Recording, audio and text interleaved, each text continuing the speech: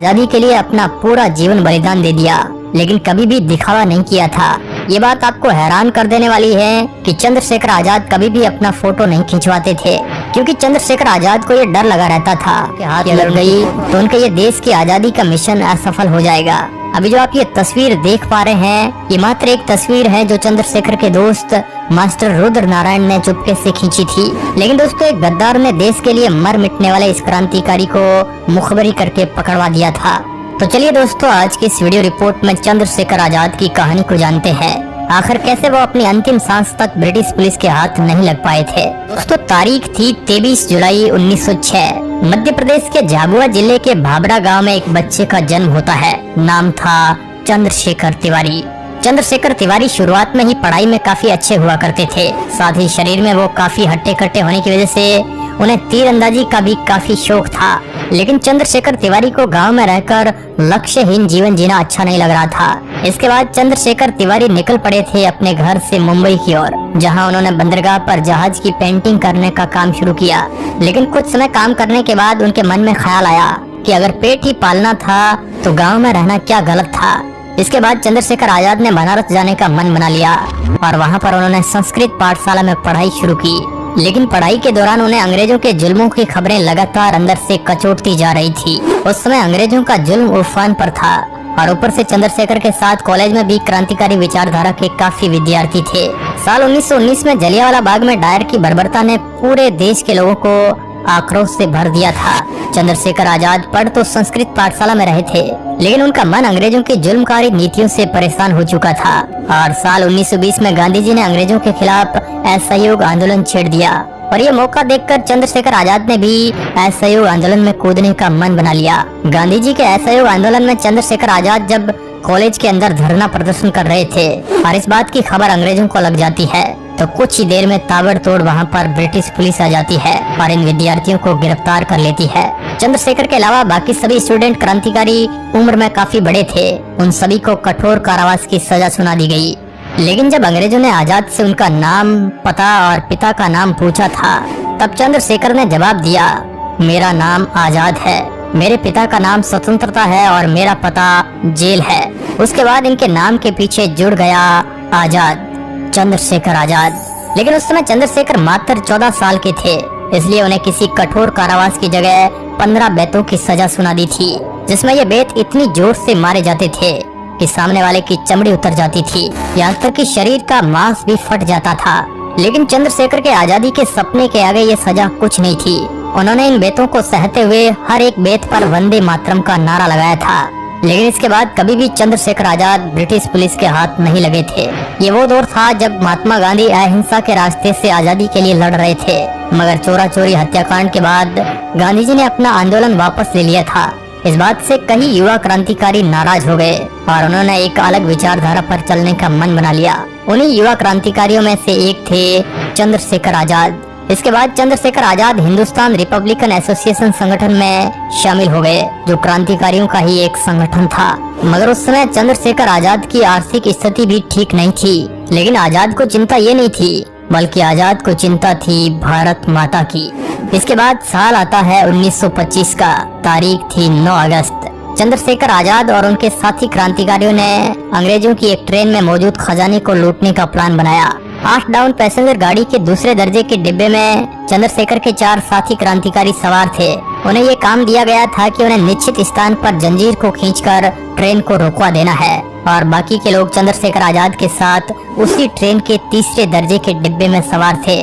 उनमें से कुछ लोगों को गार्ड और ड्राइवर को पकड़ने का काम सौंपा गया था, जबकि बाकी लोगों को गाड़ी के दोनों ओर पहरा देने और खजाना लूटने की जिम्मेदारी दी गई थी।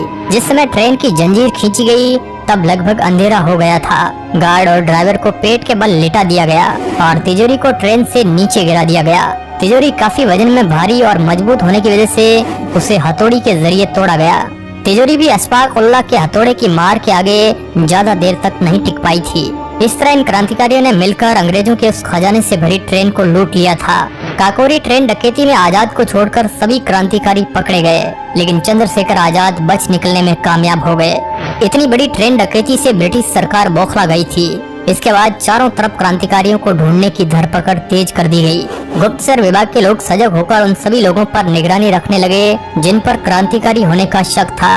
करीब 47 दिन बाद उत्तर प्रदेश के कई स्थानों पर छापे मारकर क्रांतिकारियों को गिरफ्तार किया गया। इनमें से 4 लोगों को फांसी पर चढ़ा दिया गया, 4 को काला पानी में उम्र कैद की सजा सुना दी गई और बाकी 17 लोगों को लंबी कैद की सजा सुना दी गई। सिर्फ चंद्रशेखर आजाद और कुंदन लाल ही पुलिस के हाथ नहीं लगे थे। आजाद को ब्रिटिश पुलिस कभी भी जीवित नहीं पकड़ पाई। दोस्तों, साल 1928 में भगत सिंह को गिरफ्तार होने से आजाद ने बचा लिया था। दरअसल 1928 में जब भगत सिंह ने पुलिस अधिकारी जेपी सैंडर्स की हत्या की थी, इसके बाद मौके पर कई पुलिस वाले आ गए थे। उनसे बचने के लिए जब भगत सिंह और राजगुरु डीएवी कॉलेज के हॉस्टल की ओर आगे भाग रहे थे तो इनके पीछे एक पुलिस हवलदार चानन सिंह उन्हें पकड़ने के लिए बहुत तेजी से भाग रहा था। हॉस्टल से सारा नजारा देख रहे चंद्रशेखर आजाद को ये अंदाजा हो गया था कि भगत सिंह और राजगुरु की पिस्तौल में अब गोली नहीं बची है और इनके पीछे फासला भी कम है। हवलदार चानन सिंह भागता हुआ उनके नजदीक पहुंचता, उससे पहले ही चंद्रशेखर आजाद ने उनकी जांघ पर गोली चला दी और वो वहीं पर गिर पड़े और बाद में ज्यादा खून निकल जाने से उनकी मौत हो गई। अंग्रेज पुलिस वालों के नाक के नीचे इस तरह एक हवलदार और पुलिस अधिकारी को मारने की घटना ब्रिटिश सरकार को हजम नहीं हो रही थी। इसके बाद ब्रिटिश पुलिस इनके पीछे हाथ धोकर पड़ गई थी, लेकिन ये क्रांतिकारी यहाँ से भी फरार होने में कामयाब रहे। चारों तरफ अंग्रेजों के बीच इन क्रांतिकारियों को पकड़ने को लेकर माहौल गरमाया हुआ था। इसके बाद असेंबली में बम कांड के बाद भगत सिंह अपने आप को अंग्रेजों के हवाले कर देते हैं। इस बात से चंद्रशेखर आजाद काफी दुखी हुए थे। भगत सिंह को छुड़ाने के लिए चंद्रशेखर आजाद ने कई प्रयास किए। उन्होंने इसके लिए नेहरू जी से भी मुलाकात की। फिर 27 फरवरी 1931 के दिन चंद्रशेखर आजाद नेहरू जी से मिलने आनंद भवन पहुँचे थे। चंद्रशेखर आजाद ने नेहरू जी से पूछा कि आजादी के बाद भी इन क्रांतिकारियों पर ये मुकदमे चलते रहेंगे या इन्हें माफ कर दिया जाएगा। इसके जवाब में नेहरू जी ने कहा कि नहीं, ये बाद में भी चलते ही रहेंगे। इसके अलावा भी कुछ बातचीत होती है। इस मुलाकात के बाद चंद्रशेखर आजाद अल्फ्रेड पार्क में चले जाते हैं। यहाँ पर आकर वे अपने क्रांतिकारी मित्र सुखदेव राज से मुलाकात करते हैं, लेकिन तब तक चंद्रशेखर आजाद की पहले से ही मुखबरी हो चुकी थी। आजाद की आदत थी कि जब भी उनका कोई ऐसा साथी पकड़ा जाता जो उन्हें या उनके रहने के स्थान को जानता था तो वे अपने रहने की जगह तुरंत बदल लेते थे और जरूरत पड़ने पर अपना शहर भी बदल लेते थे। शायद इसी वजह से कई लोगों द्वारा उनके मुखबरी होने के बावजूद भी उन्हें कई सालों तक अंग्रेजी सरकार ढूंढ नहीं पाई थी। जैसे ही वो उस दिन पार्क में बातें कर ही रहे थे कि तभी वहाँ पर पुलिस वालों की एक गाड़ी आकर रुकती है। गाड़ी को देखकर चंद्रशेखर आजाद को गड़बड़ होने का अंदाजा हो गया था। इसके बाद एक गोरा अफसर गाड़ी से उतरकर पिस्तौल दिखाकर इनसे पूछता है कि तुम लोग कौन हो और यहाँ पर क्या कर रहे हो। उस समय आजाद का हाथ अपनी पिस्तौल पर ही था। उस अंग्रेज के इस सवाल का जवाब चंद्रशेखर आजाद ने गोली चलाकर दे दिया, लेकिन उससे पहले ही उस अंग्रेज अफसर ने एक गोली चंद्रशेखर आजाद पर चला दी। उसकी गोली आजाद की जांघ में लगी, वहीं चंद्रशेखर आजाद की तरफ से गोली अफसर के कंधे में लगी। दोनों तरफ से ताबड़तोड़ गोलियां चलनी शुरू होती है। इसके बाद कई पुलिस वाले उस पार्क को चारों तरफ से घेर लेते हैं। चंद्रशेखर आजाद इसके बाद एक जामुन के पेड़ के पीछे छुप जाते हैं। यहाँ से आजाद अपने साथी को तो सुरक्षित भगाने में कामयाब हो जाते हैं, मगर आजाद खुद घायल अवस्था में पुलिस वालों का सामना करते रहे।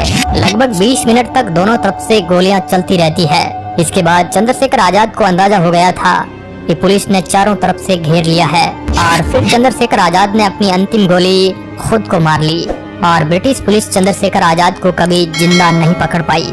चंद्रशेखर आजाद ने इस देश के लिए अपने जीवन का बलिदान दे दिया।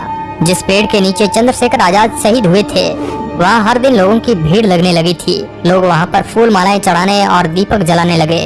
अंग्रेज सरकार ने रातों रात उस पेड़ को जड़ से काटकर उसका नामो निशान मिटा दिया था और जमीन को बराबर कर दी। इसके कुछ समय बाद ही राजगुरु सुखदेव और भगत सिंह को फांसी दे दी गई। इस तरह युवा क्रांतिकारियों ने इस देश के लिए हंसते हंसते मौत को गले लगा लिया था, जिनकी शहादत को भुलाया नहीं जा सकता है। इन्हीं के बलिदान की वजह से भारत अंग्रेजों की गुलामी की बेड़ियों को तोड़ पाया था। तो दोस्तों, देश के ऐसे वीर सपूतों के